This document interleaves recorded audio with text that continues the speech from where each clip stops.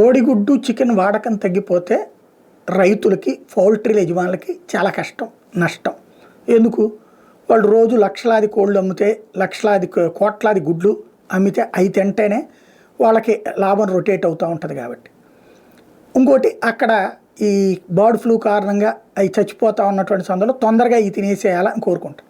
But ఎప్పుడైతే bird flu సోకిందో ఎవరికి వాళ్ళు తినడం మానేశారు. సోషల్ మీడియాలో వైరల్ కావడం కావచ్చు, లేదా కొన్ని చోట్ల పంచాయతీలో కూడా తినద్దు అని చెప్పేసి ప్రత్యేకించి చెప్పడం వల్ల కావచ్చు. దీంతో పౌల్ట్రీ యజమానులు గుడ్ల యజమానులు వీళ్ళు ప్రెషర్ చేసినట్టున్నారు. ప్రభుత్వం వరుసపెట్టి స్టేట్మెంట్లు ఇస్తుంది. గుడ్లు తినచ్చు, ప్రాబ్లం ఏం లేదు, బాగా ఉడికించుకుని తినండి, కోళ్ళు తినచ్చు, బాగా ఉడికించుకుని తినండి, బాగా కాల్చుకుని తినండి అన్నటువంటిది. బేసిక్గా తిండి అనేటటువంటిది ఎవరి వ్యక్తిగతం వాళ్ళది. వాళ్ళకి రేపు పొద్దునేదన్నా అయితే ఎవరు జవాబుదారీ వహిస్తారు, ఎవరు బాధ్యత వహిస్తారు?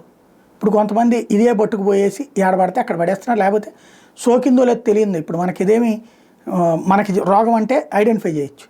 ఈ చికెన్ షాపుల్లో కోసేటటువంటి కోడిని ఎవడన్నా ఐడెంటిఫై చేస్తాడా దానికి సోకిందా లేదా అన్నటువంటిది? దానికి సంబంధించిన ఏదైతే ఈ రోగాలు అంటినయ్యా లేదా అన్నటువంటిది. ఇప్పుడు ఈ టైంలో తినాలో తినకూడదో ప్రజలు నిర్ణయించుకొనియండి. మనం మేధావుల ముసుగులోనో లేకపోతే కనుక రాజకీయ నాయకులకు పదవుల కోసమో అనవసరంగా రెచ్చగొట్టద్దు వాళ్ళని. వాళ్ళు తినాలనుకున్న వాళ్ళు నువ్వేం చెప్పినా ఆగరు. బర్డ్ ఫ్లూ లాంటి దాన్ని అనవసరంగా స్ప్రెడ్ కాకుండా చూడాలి అనేది ప్రభుత్వం చక్కటి బాధ్యత చేస్తుంది. అదే సందర్భంలో అతిగా జోక్యం చేసుకోవద్దు. మనం చేయాల్సింది అది పాకకుండా చూడటం.